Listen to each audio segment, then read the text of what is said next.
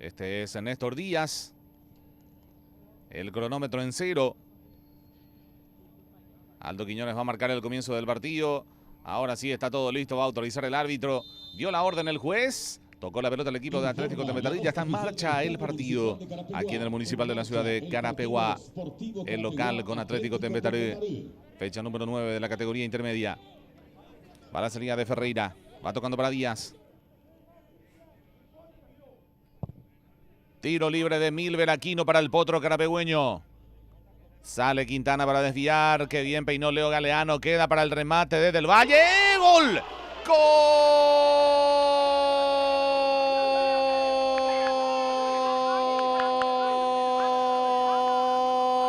¡Gol del potro carapegüeño! Gol de Carapeguá, señores.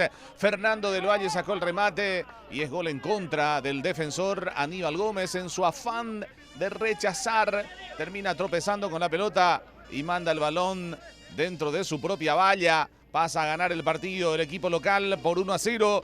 El gol de Carapeguá, aquí en el Municipal del Valle sacó el remate y el gol en contra de Aníbal Gómez. Gana el local por 1-0. Bueno, qué situación se da en este gol para el conjunto de Carapeguá. De una salida larga, pelotazo largo, sí, pueden observar la peinada, doble peinada, para que aparezca del Valle por ese costado. Ensaya un centro potente. En esa acción, el tiro que busca, quizás la conexión con su compañero que venía cerrando. Por el otro costado Salcedo, pero se cruzó. Cardoso.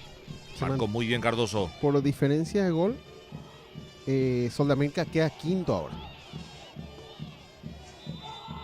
Final del partido, dice el árbitro. Final del compromiso, señores. Victoria del potro carapegüeño, solitario gol en la primera etapa. Con ese gol del primer tiempo en contra de Víctor Barrios. Termina ganando el potro carapegüeño por 1-0 al rojiverde Temperley aquí de local en el Municipal, Diego. Sí, efectivamente. En un partido que no tuvo muchas emociones, un gol en contra termina inclinando las balanzas a favor de Carapeguá.